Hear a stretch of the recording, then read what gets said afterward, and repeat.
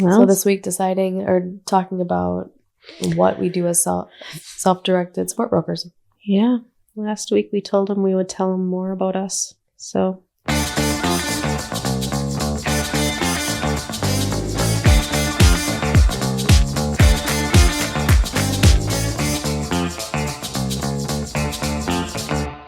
support broker services. We get asked a lot, like, what are support brokers?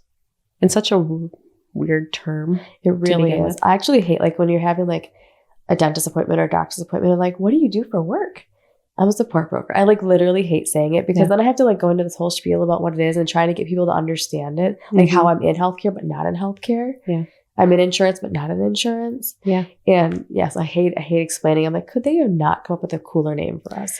Well, and that's what people get confused about is broker. Yep. So it's a weird word. When you search broker, you're thinking like a real estate broker or insurance broker or something like that. But going back to the good old days of Iris, of a support broker, the scope of services have changed so much. Like the support broker originally in Dane County, you were there to help them set up their budgets. And you were more of that broker that managing their budgets and things like that versus navigating the self-directed services and the onboarding process. So I don't know, but I would imagine that's probably where the term came from, the support broker services. But a lot of people are like, what is a support broker? And I like to, when we're doing phone screens, I like to throw people off. My icebreaker is, have you heard the term support broker before? Because everyone says no. Yeah. So it just leads you into that conversation about what is a support broker. Yeah. How do you explain it to a new hire? So I always go off of self-direction. Like, have you heard of self-direction? And then I'll ask them, like, what does self-direction mean to you? But when I'm talking on a phone screen, I'll go through Community Horizons, we're a third-party agency who assists members within the self-direction program with wanting to hire their own caregivers. So we're not a home care agency, making that flat out, because they always think we're a home care agency. But going through the whole process of the member is your employer, we're here to help. We start with the phone screen just to learn a little bit about you, who you are, what you do. So that way we can go back, I'll put together a summary and share that with the individuals so they can make an informed decision whether or not they want to interview you. And then a lot of times we're either there during the interview or we'll meet you there during the interview.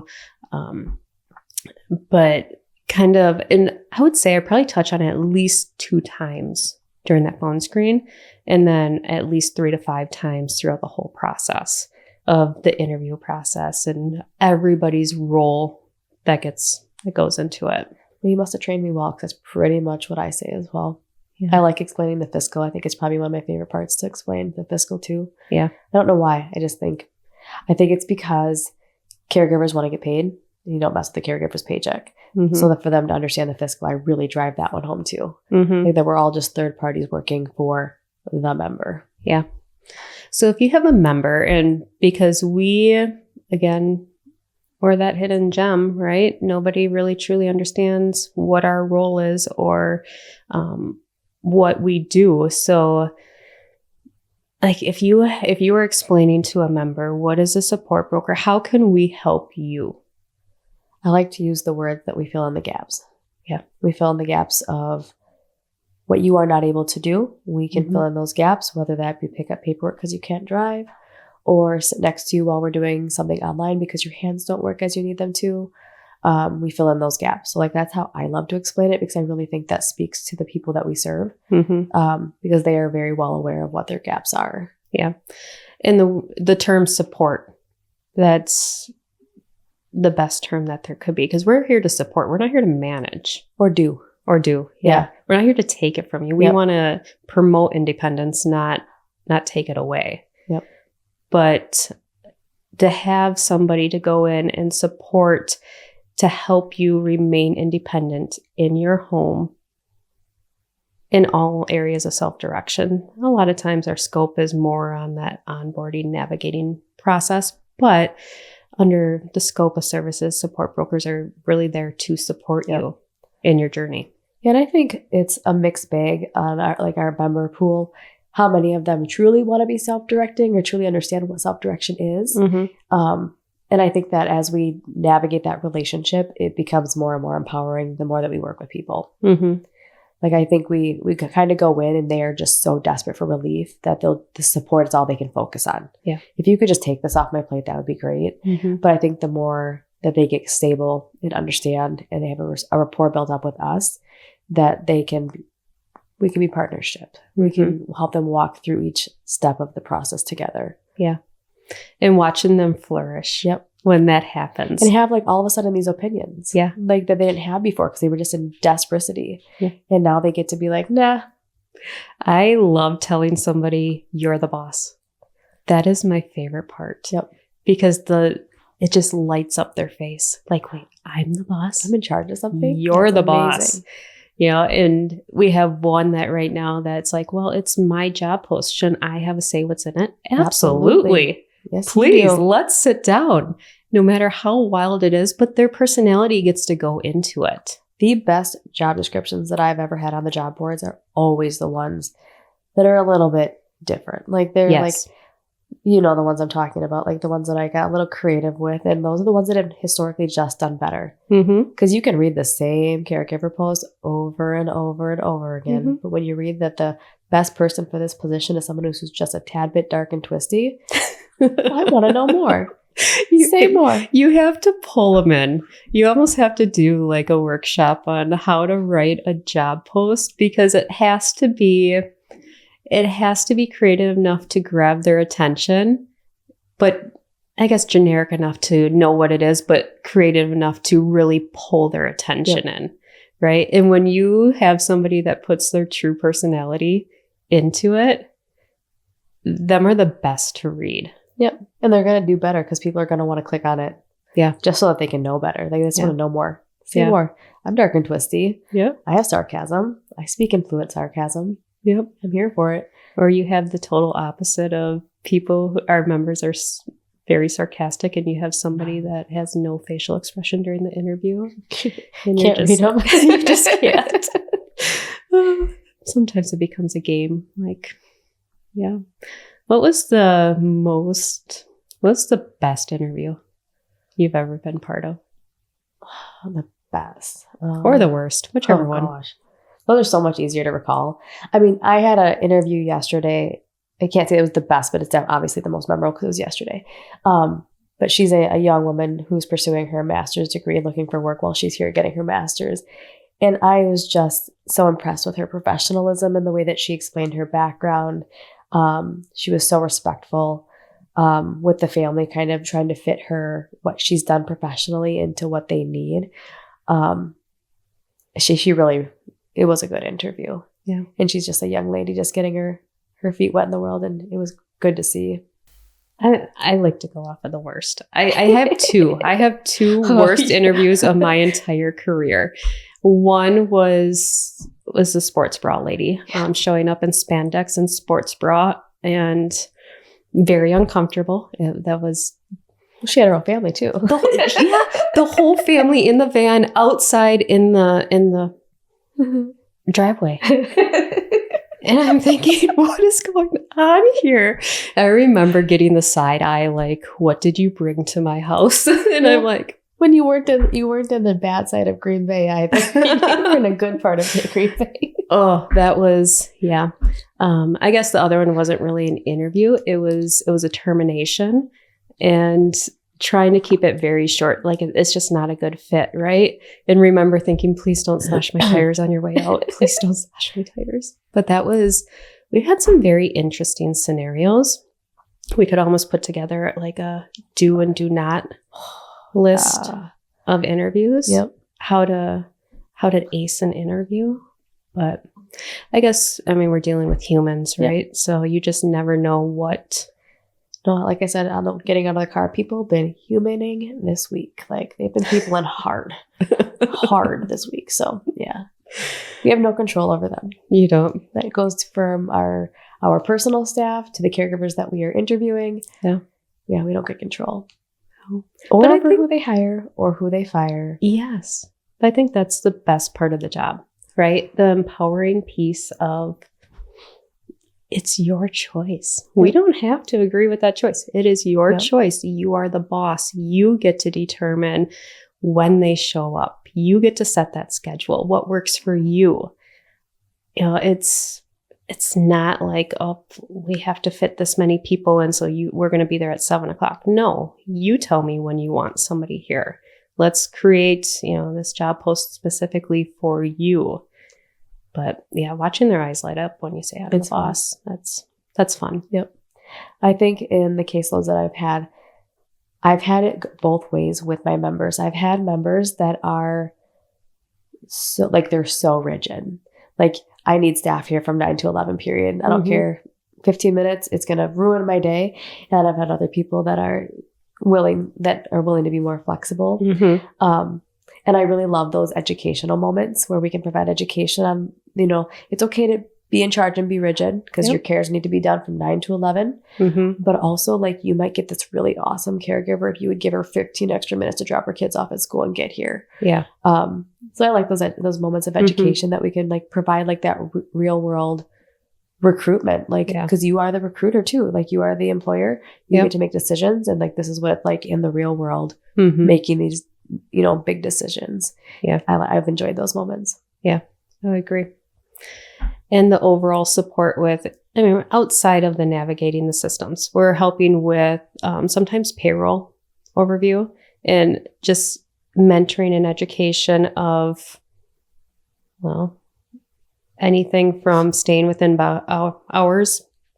No overlaps. Fraud's a big one. Fraud education it's the whole reason we're generally asked to participate is because there's some reason fraud could occur, whether that be a live-in caregiver, a paid family caregiver, or there's just been incidents of likely fraud in the past that they'd like to nip in the butt before it gets to payroll type of thing. But yeah, again, those are just, like, awesome opportunities for, like, education. Yeah. Again, you are the employer who also gets to do payroll. Cool. Yeah. This is how you do it without getting in trouble. Yeah. You have to be able to do every step of being the employer, right? Within self-direction with support. Yep. That's the best part. With support, you shouldn't have to go about this alone. No. And, like, some things are really hard to spot, like fraud. They might not fully understand how to pull a certain report within their own portal to see if they geotag to their home. Well, you can see here, if I pull this report, again, just really teaching them, empowering them. Yes. To do the best that they can and keep this going for as long as humanly possible. Staying independent in the community. Yeah. I would agree. Yeah. I really enjoy payroll part. That part of the job. I really do like it. Yeah. I don't know why. I think it's because it's a numbers game and things fit into boxes and things are very black and white. Actually, that's probably why. You like the black and white. I do enjoy the black and white. Payroll is very black and white. Yeah. I'm given X amount of hours for each authorization code. If it fits into the box, we're good to go. If it doesn't, it's very clearly has to be fixed. And I have no control over if it's going to bypass the fixed list or not. Yeah. So yeah, that is why I prefer that. You like that black and white really where every other area is gray. Oh, and that's probably why I like it. It's a nice break from the gray. Because I don't comfortably sit there. Yeah. I am not comfortable in that space. Why I'm in this industry, I have no idea, because it's never going to get any more black and white. It's only going to get more gray. You deal with humans. It's going to be gray. And the government.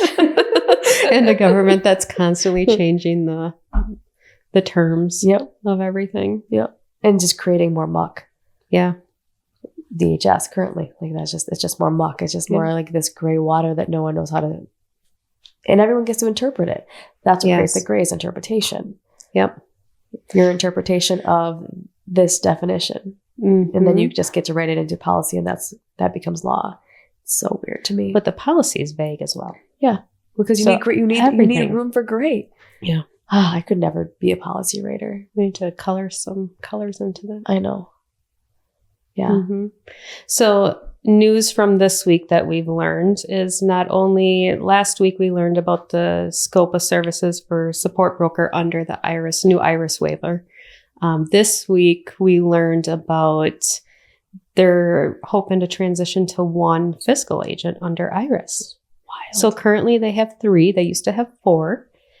Now they want, this is nothing is set in stone yet. This is just, there was a rumor that I heard, which then I dug into, and then I found this article on Facebook about their goals and what they're trying to do. So they're in the process right now where 3 or 4 of the fiscal agents put in the RFPs for it.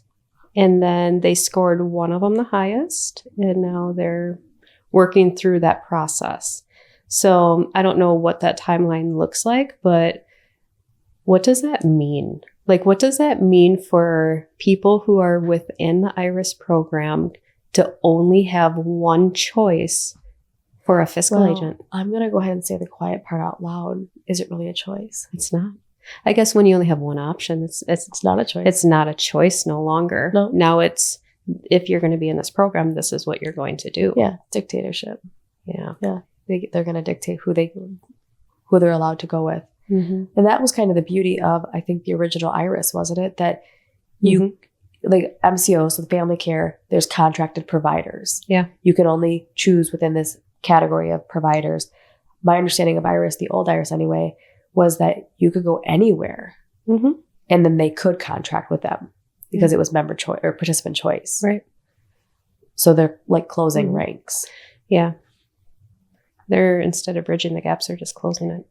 Yeah. Altogether. Right. We're not going to bridge it. Yeah. Just that's going to drain that. Yeah. I think that our IRIS conversation this week really was a tipping scale into why this week has felt very heavy. Yeah. That I'm not even involved in the IRIS program personally, professionally, obviously, but I am devastated for the changes that are likely to occur for the people within that program. It just seems to be very quiet. By design. It feels quiet by design. Yeah. Well, and to any IRIS participants currently watching this, read your 2026 waiver manual. Yeah. Because that's how you're going to get information on what's changing. Ask your IRIS consultant, how does this affect me? Yeah. Yeah. We had a conversation just about support broker services with a couple IRIS consultants yesterday and be like, where do we go from here? Where does the participant go from here? Because ultimately, you're kind of stripping that support out from underneath them with this new scope. Like, who's going to support them with finding caregivers? Who's going to support them in a system that sets up barriers for them? And they do. That makes me like almost tearful. I don't know why I'm so emotional this week too. It's been a hard week, but that is exactly what they're doing. It feels like they're doing. I don't want to like be like, this is all of them. It's not. But that is what's happening. There's a lot of things we just don't understand. And I imagine we're not the only ones who have these questions. And it's new. Anything that's new that we're navigating, everyone just, there's a little bit of discomfort that comes with it because it's new and everyone likes consistency. And it's been this way for how long? And then all of a sudden it's a dramatic change. Overnight. It's drastic versus just a slow change.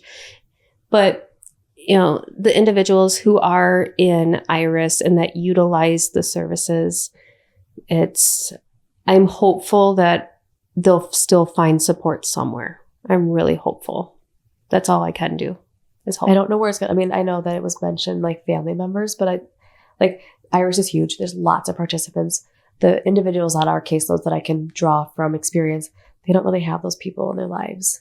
That's kind of why we were invited into their lives. Right. Because not everybody has the natural supports or the natural supports that have time. Right. They're living a life. They're still working full time or whatever may have you. They're living their life. Right. They don't always have the time to do natural supports. Right. When everyone's doing this stupid, it's not stupid, but it was stupid to me, caregiver burnout assessment. They're requiring it of like natural supports and stuff like that. And actually, when I did my Lakeland intake for my son, they stuck it in. I didn't even know I was doing it until it was done. I'm like, you just did an assessment. But anyways, we'll come back to that later. That's right. You can speak on the personal level or the behind the scenes that I can't speak on, that I'm always very interested. Like, we're going to, hopefully we have a couple MCOs coming on that I really want to I want to pick their brain. Like, what happens? So they go to the ADRC, which we need to have an ADRC member here as well. What happens at the ADRC? And then what happens from there? They pick a provider from there. Once they determine what they're eligible for, they pick a provider. From once they go to the provider, what happens? What happens until they get to us? Because our referral source is either the IRIS participant, if it's on IRIS, or the case manager, if it's on the MCO side, right? So they're our referral source. And then we go and meet with the member. We go through like, all right, tell me all your wants. What do you need? Walk us through your shift. Like we have, the nice thing is our team has that basic understanding behind the scenes because we've all come from that caregiving world where we can kind of relate. So we can talk through like, what are your needs? What do you need? What's going to work for you? Who is your ideal candidate? Let's put together your first job post. But it's always the steps leading up that I always curious, like what happens? What happens up until that point? And when you go into that program, how do you choose like a self-direction program? You don't. I've done options counseling twice now, both for my son, and it was never brought up. That's not something that like when the ADRC comes to your home, that they're highlighting for you, that, you know, that this MCO has a self-directed program. Mm-hmm. They will tell you that IRIS is a fully self-directed program. That is going to take on a much different definition in 2026 than it did when I did my original options in 2024. Okay. Because obviously now they're really going fully self-directed, where you without supports. Mm-hmm. But yeah, that's not something that's like sold. And if I had to guess, and from my experience, that's not something that's being brought up at like your original, they have, so from referral, they have, I think it's 2 weeks to meet with you in person. Okay. Actually, I think once referral, it's a week to at least schedule it. But again, like they're not coming in and saying, do you want to hire your own supports? That is not a conversation that I've had once. Interesting. No. So like we are being called in most cases, I think, well after they've exhausted agency. Yeah. Or the family's gone natural supports as hard as they could, agency, and then they're going to do, you know, SDS. That is how it's played out for my family anyway. But I will say professionally, we're getting many more new enrollees and instantly getting a referral for housing. Yep. That is something that I'm seeing like straight away. Yep. But I don't think we're anyone's first choice. It's not us. Like it's not a Community Horizons. SDS is not like, here you go, because it's more work. I'd like to know behind the scenes, like when somebody comes in, what is that education revolved around self-direction? You know, do they understand what that self-direction, what it means, what it all entails? Or is it, I've exhausted everything or I burnt all my bridges, so I'm going to have to go find your own staff. And I think you've nailed it. That is, I think, when we're called in. Yeah. There's, where they've run out of options with agency, and because agency is so much easier. They don't have to manage payroll. They don't have to, not even just easier for the member, it's easier for the caseworker as well. Because they can call one stop. They're going to do all the behind the scenes stuff. They're also going to supply the caregiver. So they don't have to run any backgrounds. So I think it's easier. Yeah. But also harder because then you have people sitting forever without care because agencies don't have magical staff showing up to their offices either. We're all fighting for the same pool of caregivers. Yeah.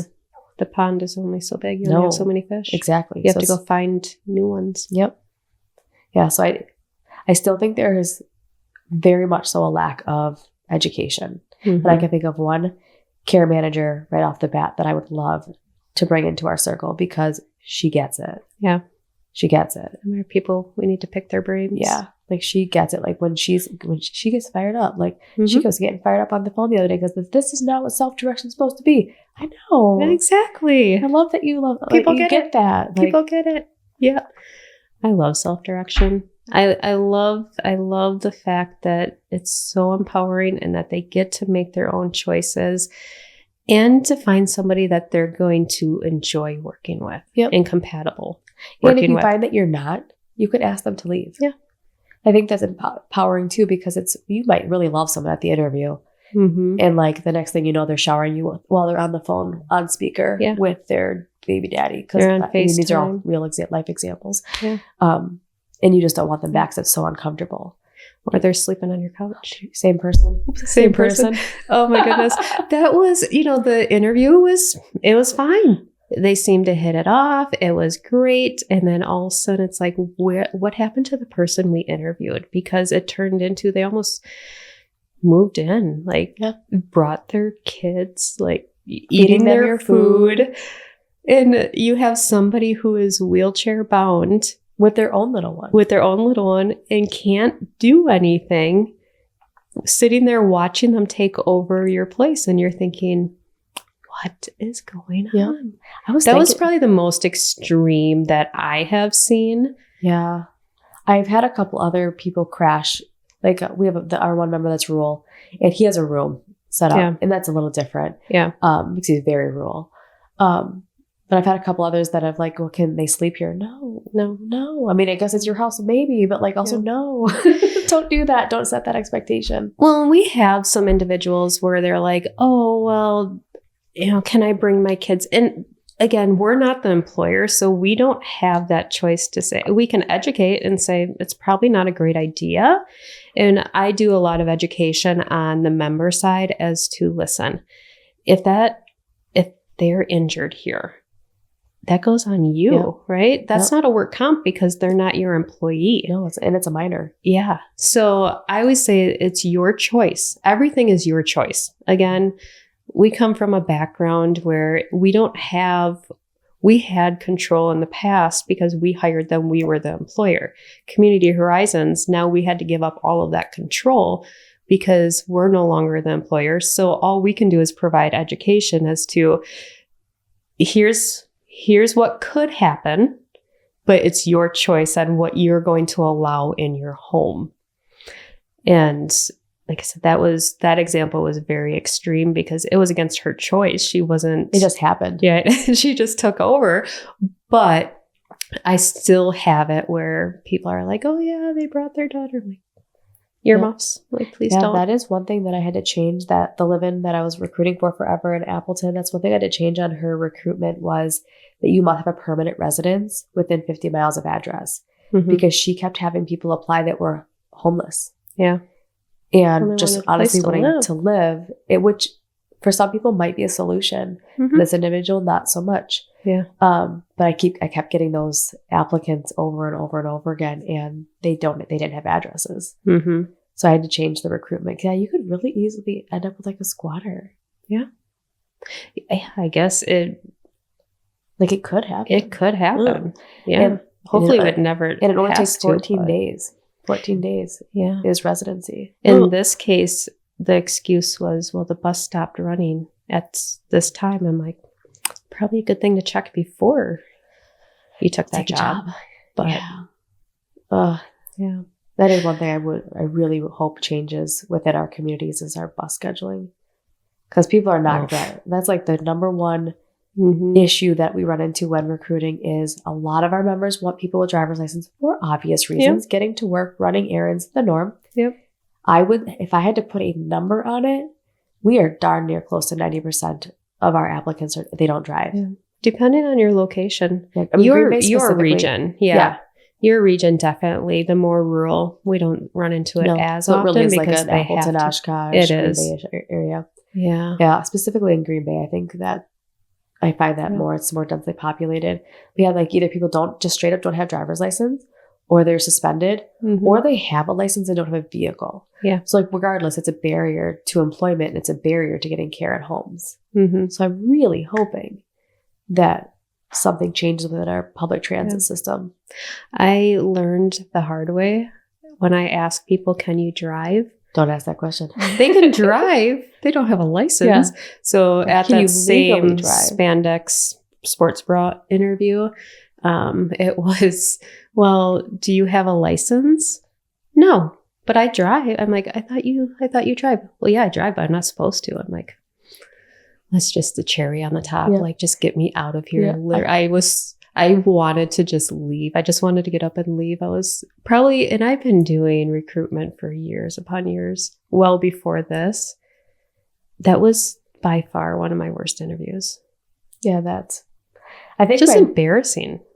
I still don't think it's my worst interview, but I think probably one of the more memorable ones that I had was in Nina, and the applicant was very, very clearly on drugs. was very evident to me, not evident to our member, which I think is what really sucked, because this woman was literally bouncing from one side of a full-length couch to the other side of the full-length couch. And she was tweaking. She was definitely high. And like her movements were very jerky and like someone who's very, like just recently did drugs. And like, oh no. And like, because I know this person, the member, I'm like, oh, she's hiring her. She's totally hiring her. Like, and she did. She did. Yeah. She hired her. And I knew that the background would probably weed her out, and that I was going to be there as her little safety net, and I was going to help her pick up the pieces if we got to the first day of work. We did not. But our member's perspective on how that interview went, because the applicant left and we chatted, and her feedback was like, wow, she has amazing energy. I'm like, she did. She did a lot of energy. Do you often get asked, like, what do you think after interviews? Do a lot of your members asking, like, well, what do you think? Should I hire them? Honestly, a lot on the CLTS side, so the kid side. Yeah. I'm getting that a lot more on the kid side, which is a whole different ball of wax, but not as much on the adult side anymore. Okay. I think we've worked with our adult members for long enough that they know our opinion doesn't matter anymore. Like, their opinion matters. Yep. And I think we worked really hard to help them understand that, because in the beginning you get, well, what do you think? Should I hire them? Well, let's talk through. What did you like? What did you not like? What can you live with? Right? And then let the background check talk for itself. But just trying to empower them to make their own choice, because it's very easy for somebody to persuade them one way or another. And that's not what self-direction is about. That's why had I expressed my 2 cents, I would have been like, hard no. And I'm like, you do you, boo. Like, you loved her. Let's do it. Let's see what happens. And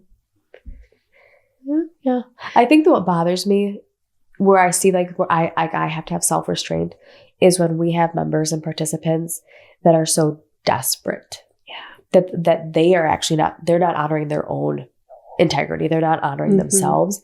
That is probably when I do crawl a little bit into their space and say, would you be making this decision with this caregiver if you had care in place? Yes. Like, I agree. If you had a natural support that was filling in the gaps for you right now, would you still? The answer is no. Yeah. And then they really have to sit with that and decide, am I still going to do this? And they almost always do. You have to follow your standards. Yep. Right. And we've provided a lot of mentoring and education on that aspect as well. What are your standards? What do you, let's lay out your expectations right at the interview. What do you expect from this person? Because if you don't set boundaries, I know, freaking boundaries. I swear. Boundaries are one thing we do a lot of providing education on, because it's like, it's so blurred. It is.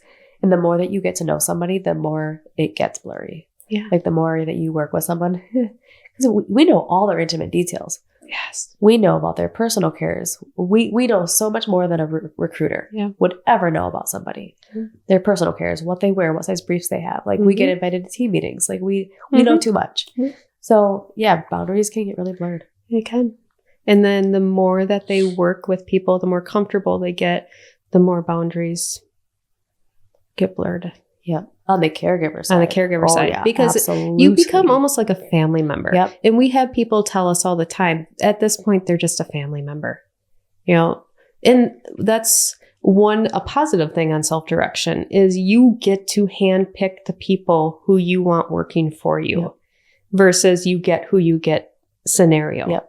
I think where it falls off the rails more often with the boundaries in this setting is that the caregiver starts telling the member what's going to happen. Yes. Well, yes. I 8 to 2 no longer works for me. I'm going to come in around 10. Yep. I like to sleep in the morning. That is like what I see happen. And all of a sudden that role gets so reversed and the member's so desperate for care. They're like, whatever.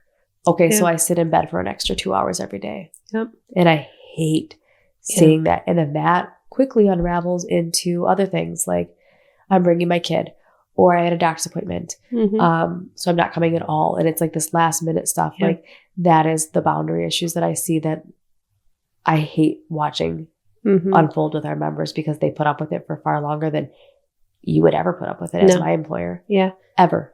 Well, and down to telling them what they're going to do that day. Yeah. When they're going to eat, when they're going to shower. Yeah. So go to a facility, that's exactly what they're going to do. So you go in and it's like, oh, I'm going to do this and this and this, and then I have to leave. Wait a second. What? We're taking choice away. We're not doing that. Yep. So on the support broker side, that's where we step in and be like, do you want to have a conversation? Like, we can support you during this conversation. We're not doing it for you. We're not going to call this your employee and say, you need to quit doing this. But we're going to sit down together and we're going to see how can we fix this? How can we get back to what you were hired for? Same with termination. We get a lot. Can you just call them and tell them not to come back? I think my members have gotten really bold Yeah. lately. Yeah, I haven't. That's good. I have not had to intervene on a termination, and it's been a long time. That's great. Yeah, it's passive, but a lot for our members, the communication style just works best. Usually, it's a text. Yeah, but they're doing it. And that's. It's not the glorious part of being an employer, but it's part of being an employer. You get to have the hiring decisions, but you also get the firing decisions that go along with it. Nobody likes that part of the job.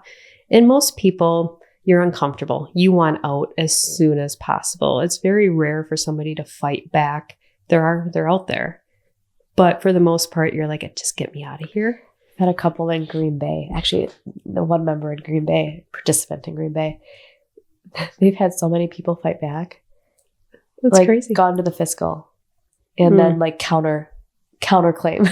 They fired me for this and I'm counterclaiming all of it. That member may or may not have deserved it, but counterclaimed. I'm like, so that one I've had that happen before. Yeah. And I don't know that anything ever comes of it, because Wisconsin's at will. Yeah. So you can fire someone forever for whatever reason, as long as it's not discriminatory. Yeah. But at the same sense, it's still self-direction, right? I always tell them, keep it as simple as possible. Yep. It's not a good fit. Leave it at that. Yep. We've had to educate people that please don't call. Please don't come here. Just I think move that's on. The hardest part too is that so many of our clientele, they're very vulnerable in their homes. Very vulnerable. And so knowing that person does know intimate detail, like where you keep your spare key, that your door is always unlocked, that you keep your door unlocked until 5 p.m. Like all those weird little things that no one would know unless you worked for them. Yeah. And all of a sudden now you've let them go, you've terminated them, and now they're angry. Yeah. And they know how to access your house. I hate that for them. I think that's one of those many, many things of being disabled that like us people we take it for granted. Yeah. That we can get up and lock our doors. Yeah. And they can stay locked because nobody's coming in to toilet us at 10 p.m. Like that's such a unique thing that population of people deal with that not everyone understands. So I hate that part for them. They end up with a lot of detail. And that's why I do a lot of education on the boundaries. Like you can turn these people into your family at some point, and they are just naturally going to just mesh into your world if you're doing it right. But not everyone deserves your whole story. Yeah. You're allowed to have some secrets. They don't need to know how to access your safe. I think that is reserved for maybe your natural supports. But then again, not everyone has natural supports. So it's tough. It's a lot of trust. I think with any relationship, it has to be built off of trust. And that's something that, in self-direction, I think in the past, it used to be hiring your natural supports, because you're able to utilize family and friends and neighbors as paid support. But when you're bringing somebody in, you have to build that trust with them and how that works. Yeah, they don't get that day one. I think the population that I provide probably more education to on that than others is our IDDD populations, because so many of that individuals in that population, they believe everyone's your friend. Yes. If they talk to you, they're your friend. If they've showed you one good deed, they are your friend for life. When in fact, more often than not, they're gonna steal your debit card and not return it. that's heartbreaking because like they're just so innocent too in their mind frame. And to like have to like rock that and be like, no, the world is evil, but really like you're more likely to get taken advantage of than not in that population of disability. And then get asked, well, why did they leave? Was it me? You get asked that a lot. A lot with that population. Not so much like our physical disabled or our frail elders. Yeah. But our intellectual disabilities and developmental, they take things so much more personally. Mm-hmm. Part of it, I think, is their worldview is much smaller. Yeah. Well, and the routine, the routine is disrupted at that point. So now we have to start over with the whole new routine and start over with the interview process, which is so stressful. It is very stressful. Yeah. Meeting new people with new personalities, with new smells, with new cooking, abilities and not abilities. Yeah, it's challenging. Mm-hmm. But how do you pull your members into just the planning process, the navigating the hiring process? Like, how do you help them get their voices heard? I think more often in the process that their voice really comes out. One, in the writing of the job description. Mm-hmm. Some of the times, if they're willing to allow me to be creative. Sometimes they really just want it to be, bland. Yeah. But more so during that interview process. Mm-hmm. Like really, like I really try to get them, like, you tell them about your cares. Like I put the bullet points in the job description, but like you give us a day in your life. Yes. What is important for you? Mm-hmm. And you could walk into anyone's home and I could assume if I did X, Y, and Z, that's going to lighten their load. It might not. It could make everything 10 times worse if I put stuff away. So like for them to like say, these are the things that are the most impactful to me. If you can do nothing else for me, if you take my garbage and recycling out, my world makes sense. Yep. Or if I can at least get a shower a week and grocery shopping done, the rest we can piece together, So speaking of putting things away, I remember like one of our participants, like, I don't know how you sighted people do things. Like, what makes sense to you when somebody puts something away and they don't tell me? It's like a scavenger hunt for her. And like she said things, the same person, she said things like, well, how do you find things? Because she's not like able, like, just like we are not able to understand blindness, she can understand sightness. So she cannot understand that we can open up a cabinet and find it. Like we can hunt for things with our eyeballs and she can't. And so like, I'm like, well, we just open up the cabinets until we find it. I mean, we empty things until we find it. Well, we can read where I'm not feel. Her reading is feel. So fun fact. Apparently when you put Braille in the freezer, it goes flat. And I'm like, seriously? She goes, well, yeah. What happens when you mark something in the freezer? I'm like, I read it. It's still there when I come back. It's still there. It doesn't disappear. You know what makes me so frustrated about her situation is that we can put people into outer space, that it sounds like we have cured type 1 diabetes, but we can't figure out how to get things mass produced in Braille. Yeah. Like you can find a bathroom, but how are you going to get there? Her electric company sends her a bill in Braille. They do? They do. They're the only people. I'm like, what? I open it. I'm like, what is this? Is that new? No, it's been going on for a while because I was shocked. I'm like, what is it? I said, did you do this? Because a lot of times when I'm reading mail, she'll make notes on her Braille label.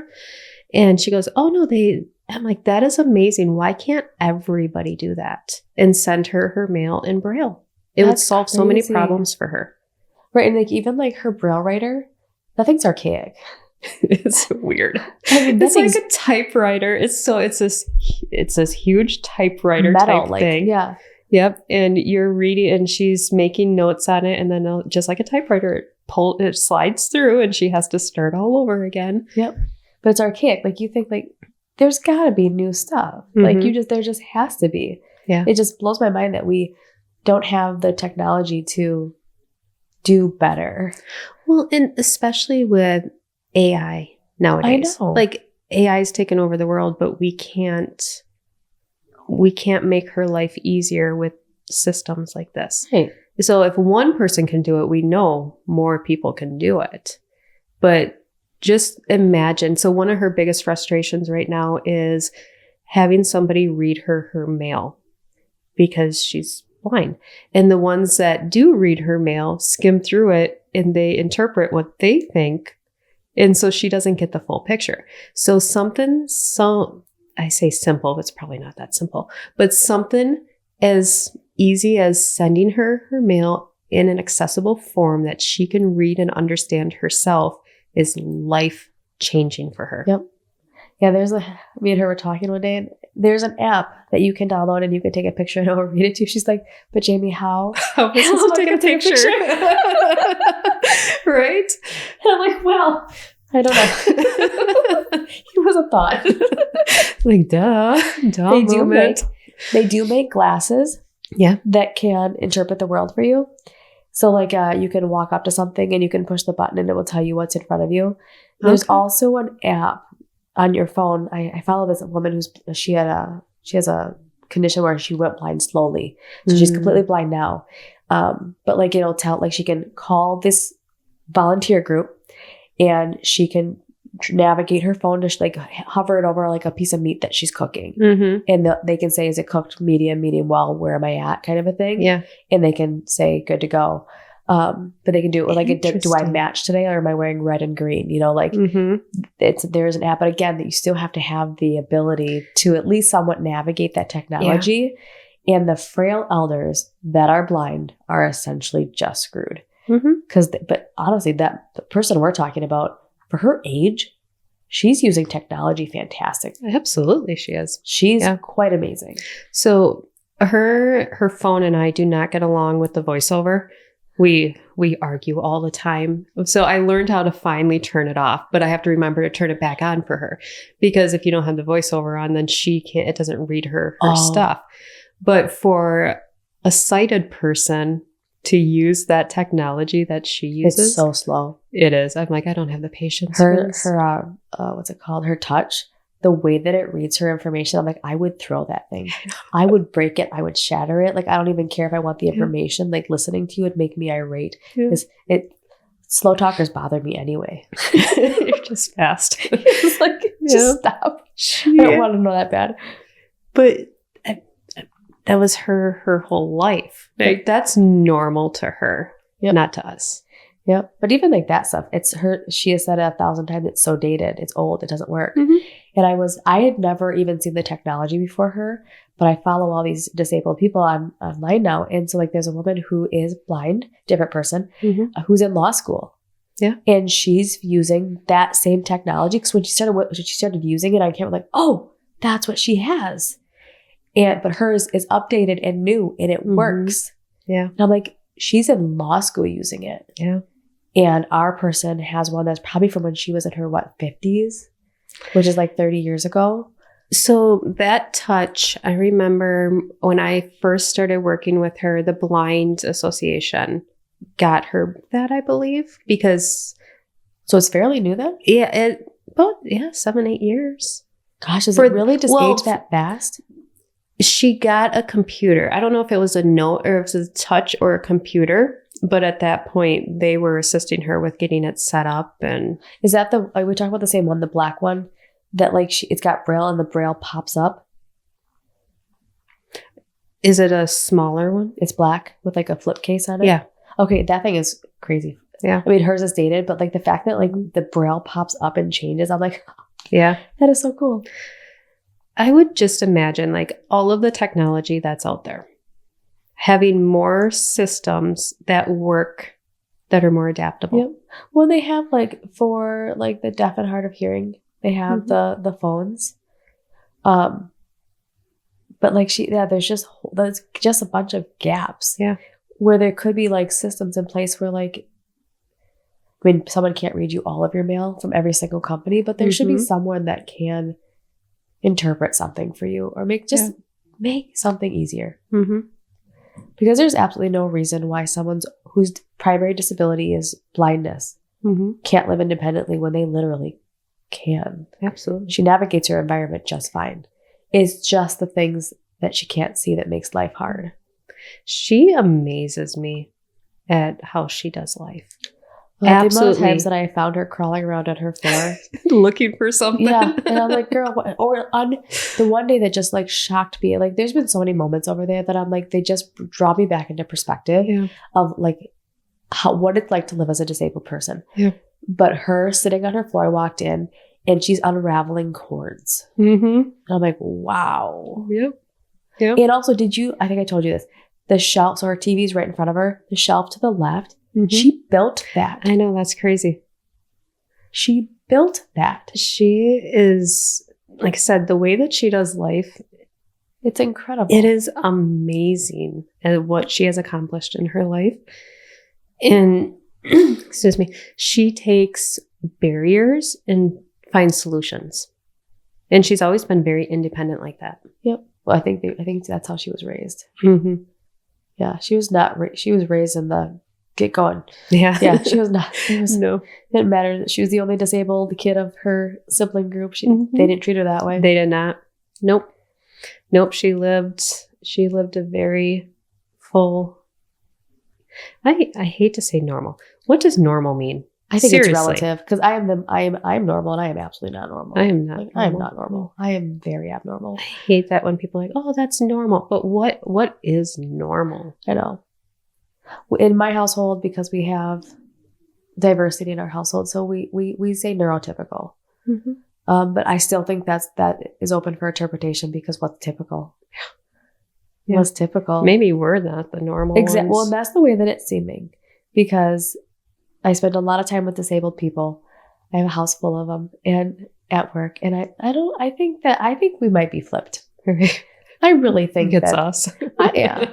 Cause like they're all spicy just makes more sense to me. Yeah. Like it just, they're shocking. They're black and white thinkers. But it's, yeah, I don't love the verbiage because Mm-hmm. nothing is normal. And I think it puts them in a box. And actually, speaking of this box, I don't remember what it was. I think you were involved in it. We did some kind of show. Like, oh my gosh, I never realized it. But like it was an interviewer. Someone interviewed with us, and they had said that they did not like Special Olympics. And I'm like, well, that's weird of you to say. Yeah. And then he said why, and I was like, oh, Yeah. wow, it's not inclusive. No. We put them in a box and said compete with your own kind. Yep. That has sat with me since then. Mm-hmm. Or the vision of disabled. Yeah. Like, yeah, that has sat with me heavily since. I'm like, wow, I guess I just never. different perspectives. It is. It's different perspectives. And I think we need that. That's why I love talking to people and communicating with other people professionally and personally because, yeah, you gain just so much insight into different worldviews and into different perspectives and in different abilities and disabilities. Yep. And you really can put together just a different idea for yourself that is not what was taught to us. No. I tell when I'm on phone screens for support brokers, when we're hiring within the company, I always ask them, how adaptable are you? Like, are you set in your ways or can you walk in and just roll with any conversation? Because we're going to have some wild conversations on the side, right? And I feel like you have to be adaptable. You do. You know, you have to walk into any environment and just roll with it. Yep. You have to roll with the punches here. You do. And I think that is one thing unique about my personality is because I'm very black and white in my thought processes. I am stuck in my ways. But I've learned to step out of my comfort zone. Yeah. And I think that's why I can be successful because I've learned that I have to be uncomfortable. What makes a good support broker? Like, what qualities make a good support broker? Who's going to make it? Who's going to break it here? Someone who has persistency. Yeah. I don't know what the right word is because how I would describe it is offensive. But like you have to be like kind of dumb to the, like you kind of just have to like be able to take rejection super well or be so naive that you don't even know what's happening. Yeah. Because I think we have both. Yeah. And like either way it works. Like, but you have to be okay hearing no and being in an uncomfortable space, either whether you know it or and you don't care or you're oblivious and you just don't know. Either way, I think that's going to be successful. Because even like when we're interviewing in home, we get put in some weird situations. And like our members will say some off the cuff things and you've got to like reel them back in and you'd be like, oh, and then not say anything too like aggressive in the moment, but then like using it as an opportunity to grow later. But also like bring them in and like away from the discriminative talk. And it's not discriminative. I shouldn't say it like that, but it's usually like, how many kids do you have? Are you married? Like stuff that is conversational. The conversations you probably but you can't ask as an employer. Or like, what is your plan with your kids while you're working here? Because it's really important that you show up. Well, it is important, but also you can't ask them that. Yeah, there's questions. Do not ask questions that we have to mentor. And we always mentor them on the backside of things, like after they leave. Just a heads up, this is what could happen. This is their rights as an employee. You know, so just put that on the blacklist. Oh, I can't ask that. Nope. No. Yeah, like you can, and it's your choice, but there's consequences for it.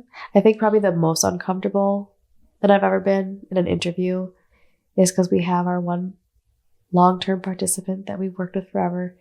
And he will every single time ask the new caregiver how they will help him bury a body. Every time. It is. And it's an icebreaker. It's a fun. In his mind, I imagine it's not only that icebreaker, but it's like a trust factor. Yeah. Well, and that's what he's trying to build on. He's trying to build on like, how much can I trust you? And I get it. But every single time, and it really depends. Like there are some caregivers that are going to they tell some stories on their answers too, but like they're going to walk into it and they're going to know it's funny. Yeah. But I've had a couple of really straight laced that are so offended by it. Yeah. And they answer it, but they also are like red and giggling and just want to bolt. Yeah. But what is the best answer that you received? What's the best answer anyone gave? What was it? Is the tarp already down? Yeah, I had where's the mop and the bleach? Yep. I'll have that body in the river by 12:01. I mean, straight face. Like,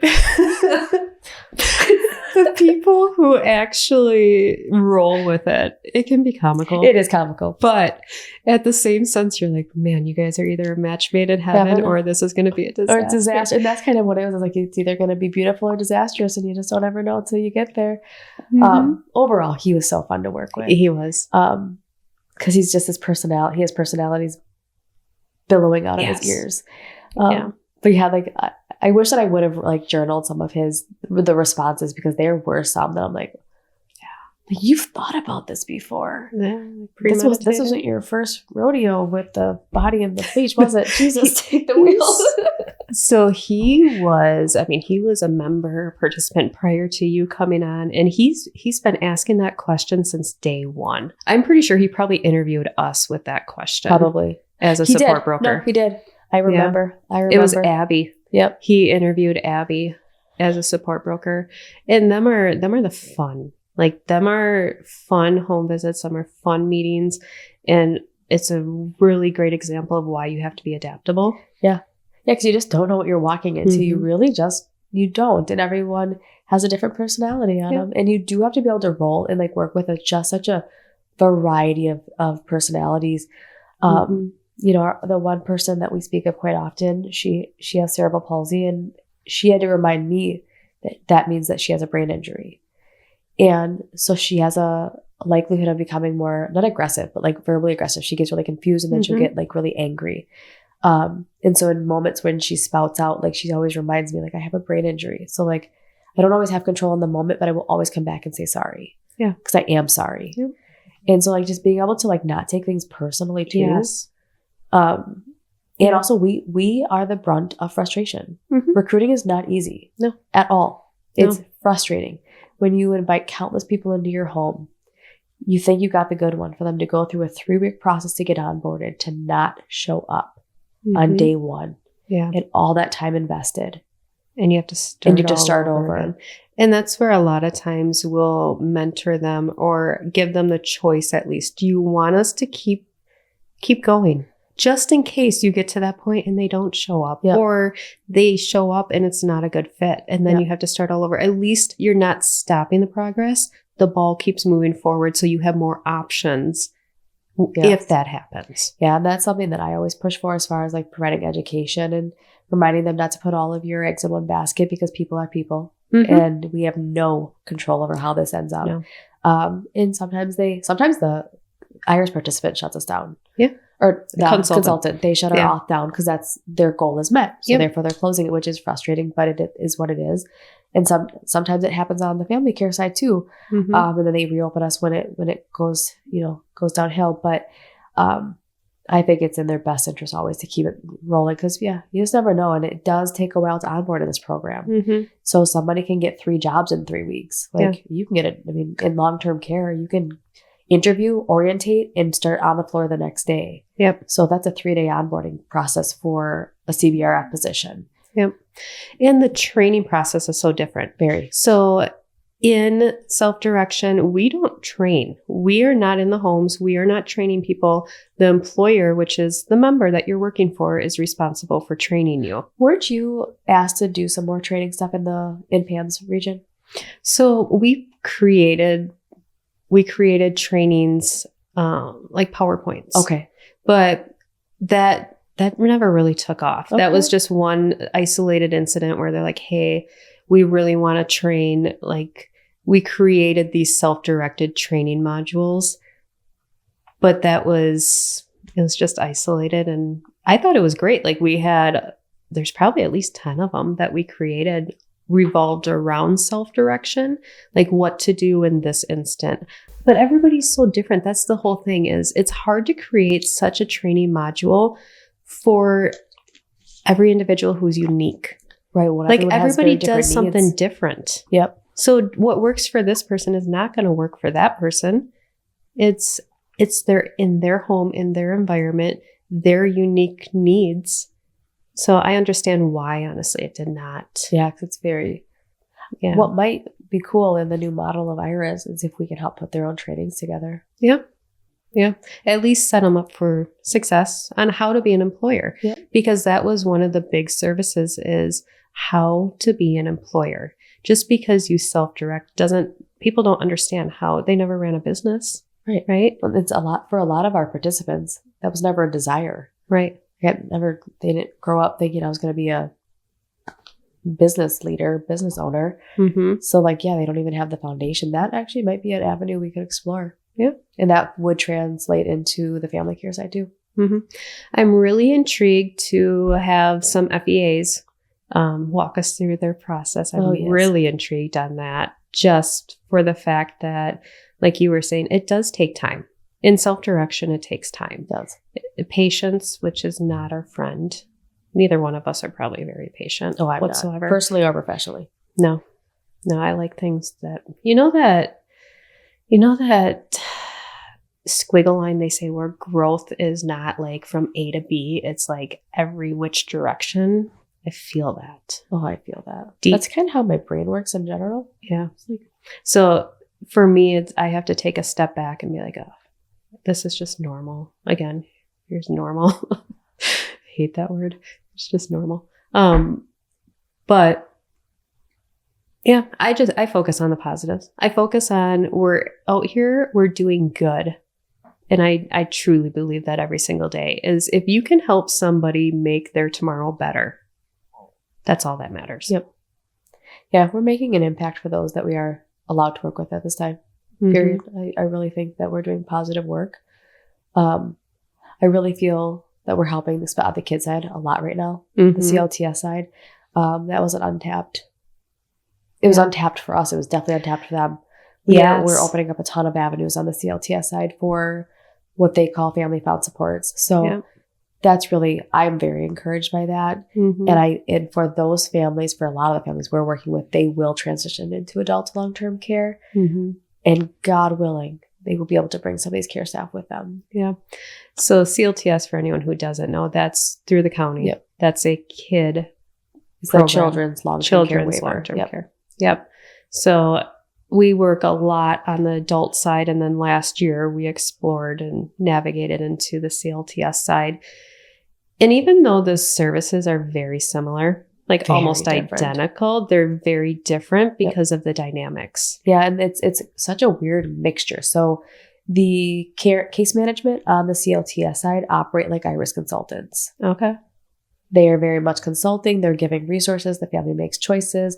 The caseworker writes the authorization. Mm-hmm. The family makes the call to get everything rolling. Yeah. But where it's different is that there's always also like a layer of that family care like attitude in there where they are definitely overseeing the process. Like it's so different. But yeah, but then on the kid side, it's family found supports instead of self-direction. So the families are not, they are the employer, but that is not how it's presented to them, because it's presented to them as family found support, implying that the family went out, found a cousin who needed a job. I've got 10 hours for you. Here you go. And help me with my kiddo. Not self-direction. So like what's cool for us now that we're engaged with this program with kids that are very likely going to be growing into long-term care on the adult side is that we can help them be employers. Yes. We are going to have the next generation of natural supports or guardians of adults is going to be so much more ready to be in an SDS program. And that was a newer program for them. We really went in and just kind of educated them on who we are, what we do, and how it can be beneficial. It still honestly blows my mind about how these services are out there that people don't know about. Yeah. And I really think that we are going to have this next gen is going to just come in so much more empowered. Whether we have the kiddos coming in as their own people without guardians or with guardians that are parents, they're going to be ready for SDS. Yeah. Because either they're going to come with their own caregivers already, or they are just going to be empowered to staff their own homes. Yeah. So I think that was an accidental thing that happened. It was. Working with both programs. I enjoy it. I love the kiddos. So my favorite part of the job is referral meetings. And I tell everybody that. I love going in and meeting with people, and home visits. I love home visits as well. I just love being out in the field. But you take me into a referral meeting with kids, them are awesome. I love the kids. So full disclosure, I have kids with disabilities. Like I don't keep that a secret. I have 3 kids with autism. I have 2 little ones that are 4 and almost 6. And then I have a 19-year-old who just transitioned to the adult long-term care world. They're all on waivers. Yeah. So, and they all have a variety of different abilities and disabilities. And so going into these homes professionally, I don't hide it in the home either. I'm like, how did I not know about this? Yeah. Like, this is amazing. Some of the sensory rooms that the county has helped set up for these kiddos, I'm like, this is not advertised anywhere that this is even an option. And I can't even tell you how much it would help my family. I walked into one referral meeting with Emily, and I was like, so the kiddo was one of the 3 kiddos was on the floor eating a cupcake, and I'm not even joking you, with his full toes. And I'm like, wow, that's awesome. And like the parents are just like me and my husband, and they're like, whatever. Like that looks like a great sensory experiment for you. You keep doing you, kiddo. Yeah. And I was like, oh, I love this house so much. And then this same kiddo gets his toes wiped off, and then he crawls on top of the refrigerator and perches there. And he watches the whole meeting. I'm like, this is my house, but with boys. And like, I just love going into these homes. And then they had a bungee cord. They would hook him up to the bungee, and they would let go of his feet, and he would go, boing. Oh. And I'm like, this is so awesome. Like, I just love walking into these homes with these kids who have brains that are a little bit more spicy than most, and like being supported, and they're safe to be them at home. And like, they kept not apologizing, because they definitely were not apologetic parents, but they're like, this is just how we do things. So I'm like, it is mandatory that these kids feel safe at home. Yeah. They have to comply with the world outside of here. They're going to have to go into the adult world one day, and they're going to have to pretend that they're something that they're not. In this house, they get to be safe, and they get to eat cupcakes with their toes. Like that is how I do life. And that I just love going to referral meetings too, because every time I just get to see these awesome things go on. I just love it so much. How they do life. And that's how it should be. No matter what. When I go home, that's my safe spot. That's my safe zone. Yep. Right? That's how every person should feel. And it's invading when you have to invite somebody into your home. Yep. Even my family. And you feel like you have to clean it. We've had this conversation, and like, I know Emily and I talk about it, and we struggle with it because we both have kids with disabilities. And it sucks to always have to have, like, someone always has access to our house. Yeah. Whether it be the caseworker that has to come, and the kids have to be home, and they have to see certain things. that's why like we're like, oh, to force another home visit on a family that doesn't want it. It's like, Yes. oh, like that's where her and I both just have like a little bit of weird empathy because we're just so used to having people in our homes Yeah. that I don't always want there. And like, I had a meeting with our caseworker this past week, and she's going out on leave, and she's like, do you want me to have a caseworker assigned to you in my absence that you don't know? I'm like, thank you. Yes. Because I work with these people professionally. Yeah. So it's super weird having people that I'm emailing with as a regional manager who are also seeing the destruction that my kids can do to my house. Yes. Like, it's just weird. Like, it's just super weird. So like, I really appreciated that. And that's such an interesting take. That's a take that I never, I guess, imagined. Like me personally, I don't like people in my home. And either I'm an introvert. Like, I just like, yeah, I leave go me home alone. and like leave me alone. I need a doormat that says go away. like, do or you hide when stay. your doorbell rings? Because I hide.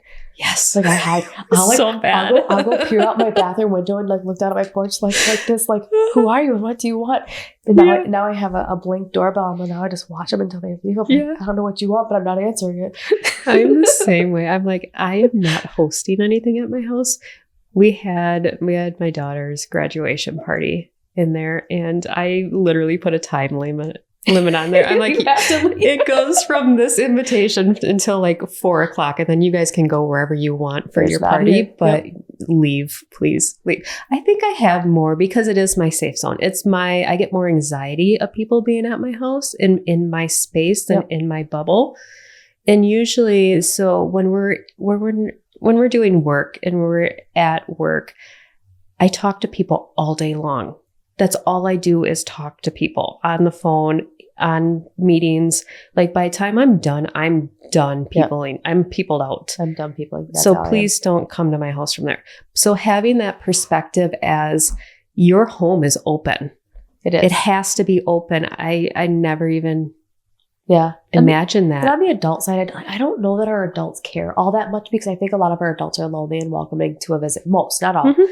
But on the kid side, if you're serviced, like if you have ABA coming in, if you have Fox Valley Out coming in to do like parental coaching, like your house is just free range all of the time. And so to have like one more home visit where you feel, even if you don't, but I feel that you have to clean up is mentally exhausting. Yeah. And like, where do you stop cleaning up? Like, do I just clean my sensory room? Or do I clean my living room, my kitchen? Like, where are we going? Like, I just need to know. Like, where are we going to go so I know what to clean? Like, so it's just like, I think it's that part is a little bit daunting, especially like for traditional ABA. That's upwards of 35 hours a week that someone's in your home. I can be a little more empathetic on that aspect now, just because that is a thought that I had never even put into thought. Yeah, and I think it's still like something that's person to person, family to family. But that is one thing that like weighs heavily on Emily and I when we like force. Yeah. Not force. We don't force anything. But like, we don't force we don't barge into doors. But like just like to request another, like one more home visit that may or may not be the most necessary.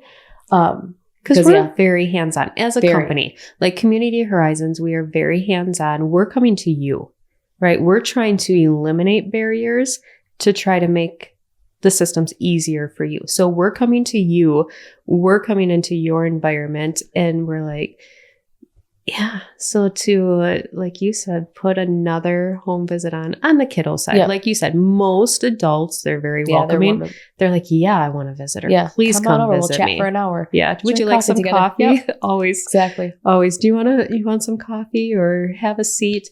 But that's great because we can really pull them into the process.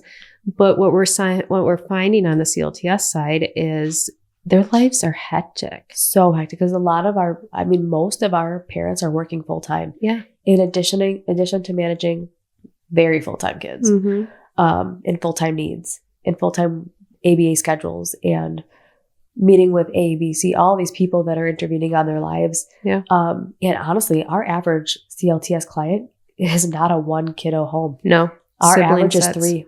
Yep. Our average, I would say, is 3 kiddos, all with varying needs that we're recruiting for. So that's a heavy burden. Like it's really heavy, and I don't take that lightly. And I think that I do get the fortunate and unfortunate advantage of just knowing what it's like. Yeah, yeah, and that's why I'm like really cautious too with knowing applicants, in our caregiver pool. I always give them the option to do an initial virtual with applicants versus inviting them into the home. Yep. And I really drive it home to them that no one is backgrounded until you hire them and they go through that fiscal agent. So essentially, you and I are both inviting a stranger to your home. Yes. Because that's what they are until proven otherwise. Yep.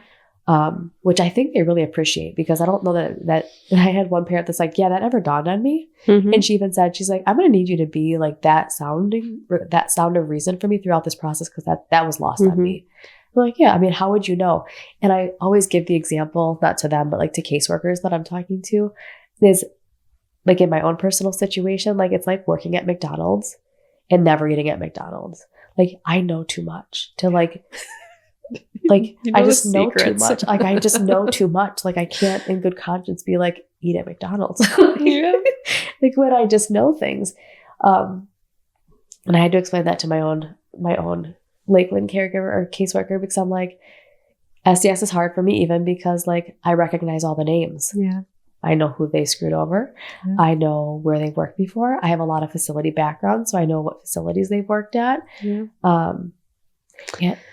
And that's a lot of that we talk about quite often with our own internal team is you have a lot of the applicants, they apply for multiple different, and that's perfectly fine. However, it's always been like a weird fine line of how much do we share of what we know that we've learned from other members. And that's, but if we always go back to choice. It's choice, because they could have gone through 15 different members and not found the right fit. But then the next one that hires them, they are the perfect. They just get along. They click. Yep. So it's like if we would have wrote them off 10 members ago, they may not have found them. And like that member's completely happy with them. And because I truly believe there is somebody out there for everyone. Yeah. And just because this person did not match with you, they did match with him. Yeah. And they've been working together ever since for 2.5 years. Like you just don't know. So it's a prime example why we have to take our own feelings out of it. Yep. If we want to promote choice, we have to take our own feelings out. Otherwise, we're eliminating choice. Yep. And I think that's another quality as a support broker that's really hard, or anybody that works within self-direction, not just support brokers. You have to take your own personal feelings out of it.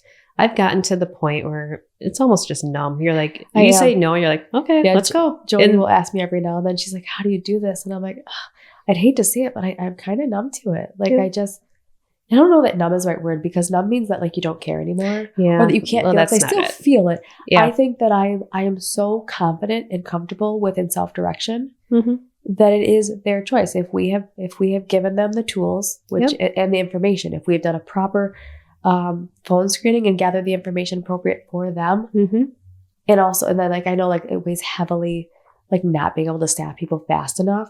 And even there I'm numb. Because like it is a responsibility within the self-directed arena that they have a natural support backup plan. That is not my responsibility. If I am posting the position, getting creative every single week, calling everybody timely, reporting information accurately, I am doing everything I can do to get them staffed as fast as humanly possible. I have no control over the labor market, how much the MCOs pay. I'm working within what I can control, and I'm very comfortable there. And I think that for a lot of newbies as support brokers, it does take some time to build that comfortability. Because they look at it as, that's not my choice. Like, what do you mean? Like, why don't you agree with this? Or why aren't you hiring them? Or why are you hiring them? Where we are very confident and we're like, that is member choice. And I know we built it to the point where we know we are taking choice away any other way. Yeah. So it's like, all right, on to the next, right? Yes. On to the next. What can we do different? How else can we pull in? What did you like? What did you not like? Gathering that intel is huge. Yes. Because you really have to get to know the people that you're supporting. Otherwise, and the more that we're in home and the more that we're doing interviews and home visits, we get to know a little bit more about them every time. I swear I learned something new. Even our member that we talk about a lot. Every time I'm there, I learn something new. It's just like, because there's just so much to learn. But it all goes back to like putting that and then integrating that into our recruitment style and what they're looking for, what their needs are, then just build a better recruiting plan. I am going to pull up a job post that is a perfect example. One of our members has sat down and wrote with one of our support brokers. Is this with Shauna? This one is actually up in Wausau with Kathy. Oh, very cool. If I can find it correctly. But while we're doing that, I asked you this question earlier in the week. Let's see if you remember. If self-direction had a theme song, what would it be? Really? This is so bad. The only thing that comes to mind, and I can't remember who, I think it's a Kid Rock song, I'm a cowboy baby. I'm a cowboy baby. Because I always say that self-direction is the Wild West of healthcare. Yeah. Yep. What was mine? Bon Jovi. It's My Life. That's the first song that comes to mind when I think about self-direction. Because we always ask, like, during our own personal, it's, what does self-direction mean to you? And it's amazing how people interpret that. You know, I think we need to start asking that at referral meetings. Yeah. I think that needs to be standard. Like, standard issue. Needs to be on the referral form. What does self-direction mean to you? Mm-hmm. Yeah. Because I think that asking that question will show us where we need to start with education. Mm-hmm. I don't know if I'm going to be able to find it, but there was this job post. It was absolutely amazing. So we have this like about me section, and that about me section is their way of showing their personality. What is it about me that stands out from everybody else? So trying to, I love this one, from dirt to dazzle. Care from the heart. Oh, how amazing is that job title? Like, it's all about helping them with supportive home care tasks. So maybe I'll find it for the next round. But there's just, I love in getting them involved in the just highlighting who they are, because there's a lot. If you search jobs, if you search caregiver on any platform, they all start to kind of roll into one. They do, right? So really highlighting the members that we serve, or anybody for that matter, if they're in self-direction, making your job posts specifically about you and putting your personality into it. I love that. Dirt to dazzle. To dazzle. Yeah, I think we have a lot of work to do in the coming weeks in flipping the way we recruit around. Maybe that's what we'll talk about next week. Yeah, how we're going to pivot. And how we're going to, because the world has changed. It is changing, and how we get people more involved, because it's their life. Absolutely. Awesome.